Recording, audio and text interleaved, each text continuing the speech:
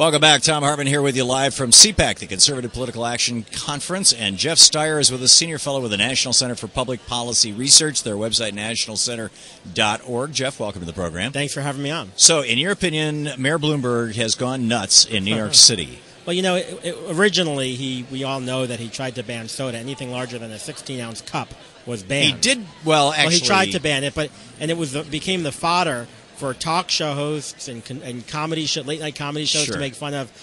It just became fodder for our New York State judge who overturned the ban by saying, for one reason, it was arbitrary and capricious. Yeah. It's a legal term. Arbitrary and capricious means it's not being applied fairly, because you can go to a 7-Eleven and still buy a big gulp, 30 whatever ounces, but because the city doesn't regulate the 7-Elevens, but you can't go to a pizza shop and get your family a pie. It's owned within the city. It makes no sense. But it's not just large cups that the mayor wants to ban. I had a piece in the New York Post just on Tuesday that the mayor wants to ban small cups if they're made out of styrofoam. Right.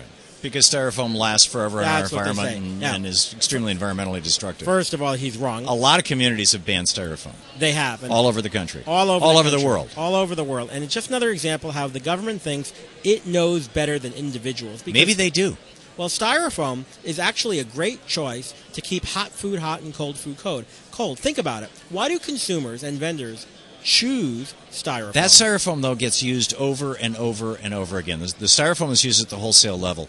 Retail styrofoam is used once and then makes its way into our water supply and our landfills. So let me give you an example of why the mayor's thinking that we ought to use paper instead. But if you buy a soup, a hot soup, I'm not saying styrofoam is the right thing for all examples of everything you get. Right. But if you are getting styrofoam, and now the mayor has banned your styrofoam, and you get paper cups. To get a hot soup, you're going to need 3 cups. Paper, everything you use has environmental costs. It's a trade-off, and you have to make the right decision. A paper cup for soup, you're going to need 3 of them for a hot soup. And the paper, come on, most people aren't going to recycle that anyway. It's going to wind up in the landfill. And as any third-grade environmentalist can tell you, paper in a landfill releases methane like a cow. Yeah, but paper comes from trees. Trees are cycling carbon. The styrofoam comes from oil. Oil is 600 million year old carbon. It's brand new into the atmosphere. So we can, and this is the only thing that's really being recycled here is the myth that styrofoam can't be recycled. As a matter of fact, all you have to do with styrofoam is wash it, heat it, grind it, and shape it into anything you want. Well, of course it can be, and that which gets us back to the styrofoam cups, which are typically used once and thrown away. And and then you've got an environmental problem. But we can debate the micro details of this all day long. Jeff, you're talking about public policy research. I want to get to the broader issue. Yeah, let's talk about this. You said the mayor has gone nuts. The mayor was elected by the people. So the judge, when he overturned the mayor's ban on large sodas, actually said, well, first of all, the mayor was elected 3 times. Yes. And he's not up for re-election. So he bought himself a 3rd election by using his money, by the way, to change the term limits. You think that money should not be money should not be speech in elections? No, I'm not saying that. I'm all for that. If we have that. Okay, so you like the Koch brothers doing it, you like the mayor doing it. Let anyone do it. I'm just calling him on it because he's doing it. All right. As long as we're calling on it. But the judge, the New York State judge that overturned the mayor's soda ban, for one reason, because it was arbitrary and capricious, because it wasn't applied fairly. The second reason, the judge, whose name was Judge Tingling, New Yorkers were tingling over that. I know. The judge overturned for 2 reasons. 1, arbitrary and capricious. 2, and this is important, because of the process. Because the mayor circumvented the process and separation of powers. He did not go through the city council to ban large cups, and that was one of the reasons it was overturned. So it was an executive branch action rather than a legislative branch action. And the judge says you have to go through the legislative branch on issues like this. The only reason that the mayor can set up. But here's okay. So I don't disagree with you. The mayor probably could have done it better, and in fact, I'm all in favor of the judicial branch making laws, the executive branch following them and executing them.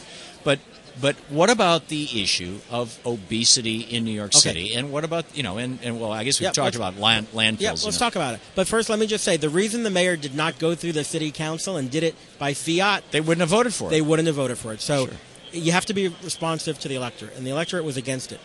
on obesity. Obesity is a very, very serious public health concern. But my view is that freedom, individual responsibility, innovation are the ways to deal with all of our problems. How can you have freedom when you've got multi-billion-dollar corporations basically monopolizing markets? Hey, it's not just multi-billion-dollar corporations. It's small companies, startup energy drink companies. They're all, they all want to make money. I'll concede they're that. They're all using corn syrup. I mean, this high fructose corn syrup. I will concede that. I will absolutely concede that. Yeah, no doubt about it. So isn't there a point at which, if we go down that route, if part of public policy is to pay for the costs of those decisions, that it should have some influence in those decisions? That is a better argument against government-funded health care than it is for dictating every ingredient in our food, because first it's large cups of soda, then it's going to be double burgers, then it's going to be large self-serve ice cream, frozen yogurts. There's no end to this approach. So it's a better argument against the government. Why not make us exercise, according to that line of thinking? But you're right.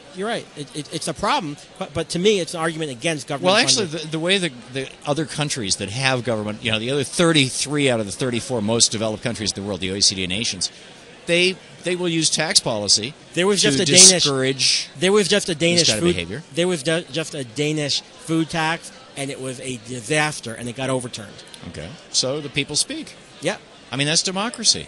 And people have spoken. They've spoken down. They spoke against it. They've trashed Mayor Bloomberg.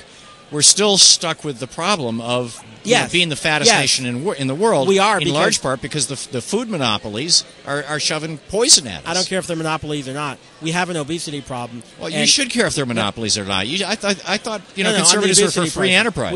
We are, but there are small companies that are selling sugary foods too. My concern is, at the end of the day, how do we help people deal with obesity? Cigarette smoking is a big problem. How do we help individuals deal with these problems? We dealt with cigarette smoking is we raised the tax on it, and we still have smoking. Let me just close by saying, but it's down. Not enough. Last word. Let me just 20 say, seconds. The government can't make us thin. Can't make us think? Thin. Oh, thin. Probably not.